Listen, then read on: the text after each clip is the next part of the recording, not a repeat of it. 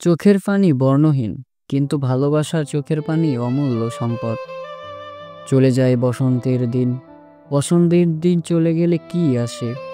কাঠপাটা গ্রীষ্মের সেই রোদ প্রখর মাস। তারপর চক্রাকারে আবার কখনো আসে বসন্ত।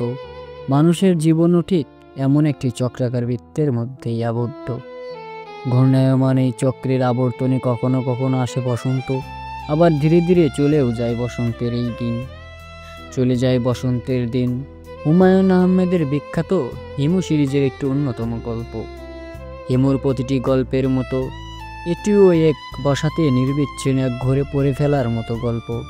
হিমু নিজের ভাষ্যমতে একজন মায়া বিবর্জিত মানুষ হলেও হিমু সিরিজের প্রতিটি গল্পে থাকে নীরব ভালোবাসার কিছু গল্প।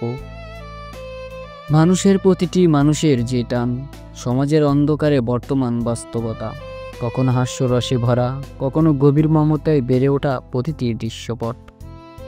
চলে যায় বসন্তের দিন। এই গল্প শুরু হয় হিমুর সেই বিখ্যাত মাজেদা কালার চিঠি দিয়ে।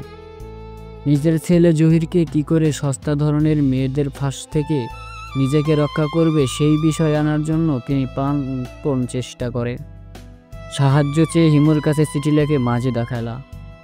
হিমুর উপর দায়িত্ব দেওয়া হয় ফুলফুলিয়া নামের সেই মেয়েকে, যেন জহিরের জীবন থেকে যে কোনোভাবে আলাদা করে দেওয়া হয় তাকে। হিমুকে জহির আর ফুলফুলিয়াকে আলাদা করতে পেরেছিল না, কি জহির তার ফুলফুলিয়ার জীবন গড়ে তুলেছিল এই কটুট বন্ধন। আপনি হিমুকে কখনো নিজের ধারণায় বেঁধে রাখতে পারবেন না। সে আপনার ধারণার অনেক বাহিরে।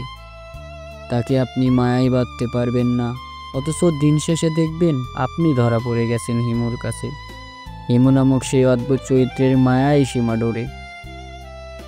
মাজেদা খালার সরলতা কিংবা খালু সাহেবের গম্ভীর্য, শমশের উদ্দিন খান স্বপ্নপূরণ অথবা মৃতপ্রায় ব্যক্তির আঘাত চূড়া গাছের পুনর্জীবিত হয়ে ওঠা, জহিরের ভক্তি ভালোবাসা বা ফুলফুলিয়া রহস্য, যে কোনো কিছুতেই আপনি আটকে যেতে পারেন। চলে যায় বসন্তের দিন নামক এই গল্প। আর কিছুতে আটকাতে না পারলে হিমালয় তো আছেই। হ্যালো এভরিওয়ান, সবাই কেমন আছেন?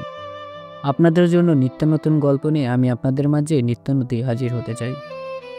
গল্পগুলো ভালো লাগলে সবাই পেজটা ফলো দিয়ে একটা লাইক কমেন্ট করে যাবেন। বিশেষ করে যদি কোনো মন্তব্য করার থাকে বা কারো জীবনের কোনো কাহিনী তুলে ধরতে চান, তাহলে কমেন্ট বক্স অথবা ইনবক্সে একটা নক করবেন।